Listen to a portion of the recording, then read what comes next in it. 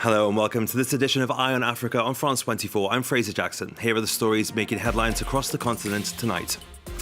University lecturers in Nigeria refused to go back to class after they were ordered to do so by court order. Disputes over pay are common in the country, with this latest spat having dragged on for over 6 months. Zimbabwe is battling with a measles outbreak. Over 700 children have died in recent months because of low vaccination rates. We'll bring you a report on those mothers secretly getting their children jabbed against their church's wishes. Zimbabwe also has had a rocky relationship with the UK since it gained its independence. But with King Charles now on the throne, some hope the country may soon be allowed back into the Commonwealth of Nations. But we begin in Nigeria, where university lecturers have defied a court order to return to class just one day after it was handed down. A strike over pay has dragged on for months, disrupting classes. Despite several rounds of talks, the lecturers and the government are yet to have a breakthrough, which prompted the government to approach the National Industrial Court. Strikes over working conditions by public university lecturers are common in Nigeria and often go on for months. For more, here's our correspondent in Lagos, Sam Olukoya. It is not the best time to be a university student in Nigeria, as the country's universities remain closed in the last 7 months. This follows a protracted strike by university lecturers. The lecturers have rejected a court ruling this week that asks them to call off the strike and return to the classrooms. The academic union says it is determined to challenge the court ruling up to the Supreme Court level. The union embarked on the ongoing industrial action in February to press home demands for higher fundings for universities and improve academic environment and welfare of members. The strike has lingered on because the government and the academic union have failed to reach an agreement. While the government accused the academic union of making unreasonable demands, the union said the government has allowed the universities to remain closed because government officials cared less about the state of education in Nigeria while their children are schooling abroad. Strikes by university lecturers are quite common in Nigeria. It is common for students to spend several extra years in the universities due to protracted strikes. Even then, many students have very little chance of getting a good job after graduation in the face of rising unemployment. The poor state of education in Nigeria, the lack of opportunities, and the declining economy has made many Nigerian youths desperate to leave the country for better life, especially in Europe and the United States. African leaders have been speaking at the United Nations General Assembly in New York on Thursday. Among them were the Somalian President Hassan Sheikh Mohamud, who spoke of the dire climate crisis facing the country, and newly appointed Kenyan President William Ruto, who called for debt relief for the countries worst hit by the pandemic. Take a listen. In Somalia, for the first time, we've established a new Ministry of Environment and Climate Change to lead on the urgent process of addressing the devastating impact of our national and regional environmental deterioration. Somalia is caught between floods and droughts annually owing to climate change and poor infrastructure. Our people, who have a long tradition of living harmoniously with the nature, unfairly contributing to poisonous emissions warming the earth, are the ones that are paying with their lives today. The latest report of the Intergovernmental Panel on Climate Change reminds us that we cannot afford to waste another moment debating the merits of doing something vis-à-vis doing nothing. It will soon be too late to reverse the course of events, and then even the best possible interventions will not suffice. On behalf of Kenya, therefore, I join other leaders in calling upon the World Bank, the International Monetary Fund, and other multilateral lenders to extend pandemic-related debt relief to the worst-hit countries, especially those affected by the devastating combination of conflict, climate change, and COVID-19. Furthermore, I urge the G20 to extend and expand the scope of the common framework to suspend or reschedule debt repayments by middle-income countries during the pandemic recovery period. Well, on the sidelines of the UN General Assembly, France 24's Mark Perelman has been speaking to the President of Niger, Mohamed Bazoum. He spoke of neighbouring Mali and the ethnic tension between the Tuareg people and the Fulanis, of which there is a disproportionate presence within local militant jihadist groups. Never have the tensions between the Tuareg and Fulani communities been so high.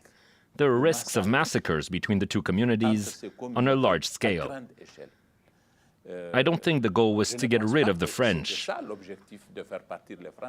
We would have thought that after all that has been said about the French, that we would have done things differently and not be witnessing such a deterioration of the situation as we're seeing today. Do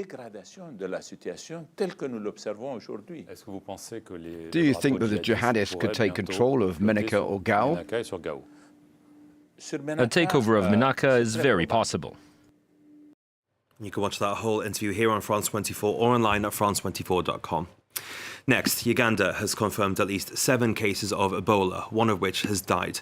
A 24-year-old man had developed a high fever, diarrhea, abdominal pains, and was vomiting blood.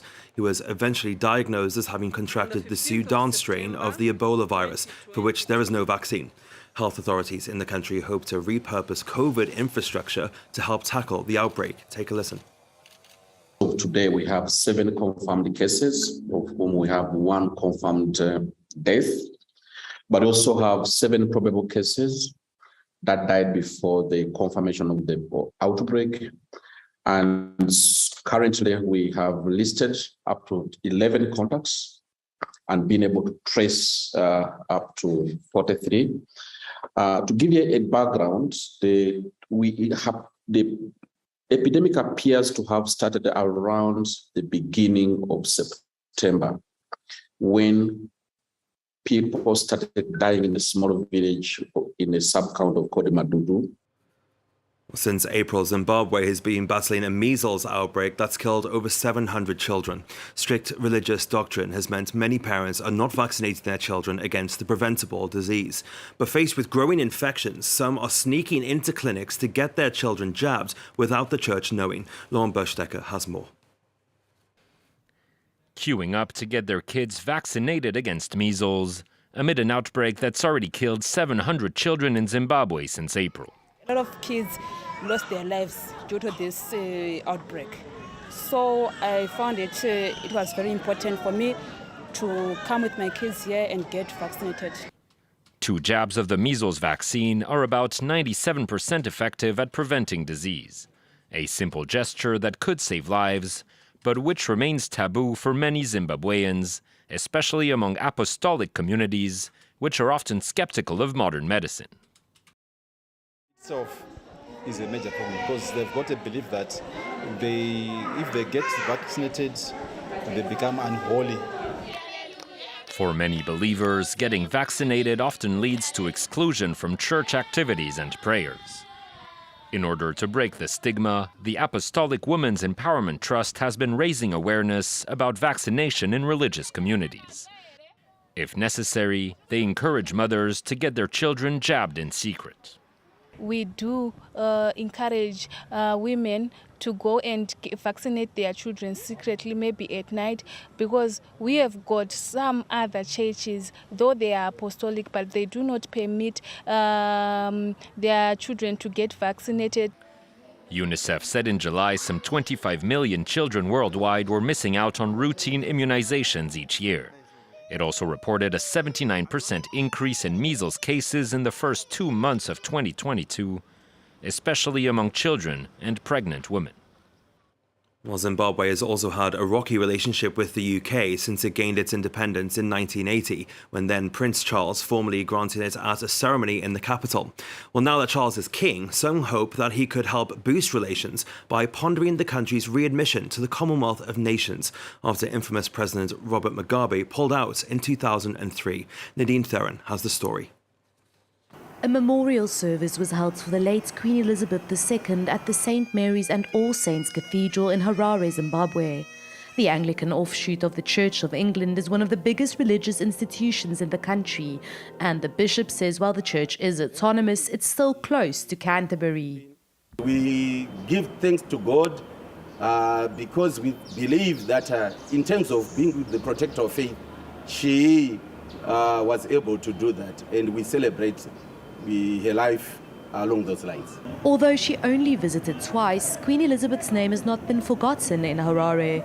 From hotels to schools, few former colonies still boast as many tributes to British royalty as today's Zimbabwe. Many Zimbabweans wonder if the new king would allow the country to join the Commonwealth again. He's lost good opportunities because of the withdrawal of the company, I mean Zimbabwe, from Commonwealth by Robert Gabriel Mugabe. Remember, the monarchy does not entertain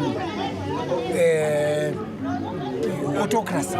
President Emerson Mnangagwa has been unsuccessfully applying to rejoin the Commonwealth since he replaced Robert Mugabe in 2018. This analyst says Zimbabwe has lost much without the Commonwealth support. I was in charge of scholarships at independence, and the Commonwealth scholarship was so many, and it really helped immensely with the early years of post-independence with regard to human resource development in Zimbabwe. He thinks Zimbabwe would only be allowed to rejoin the Commonwealth once a new regime takes over. Well, that's it for this edition. Stay tuned to France 24.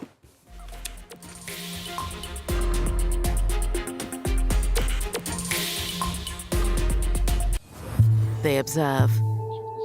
They contact us. They report, film, photograph. They are the voice of the voiceless.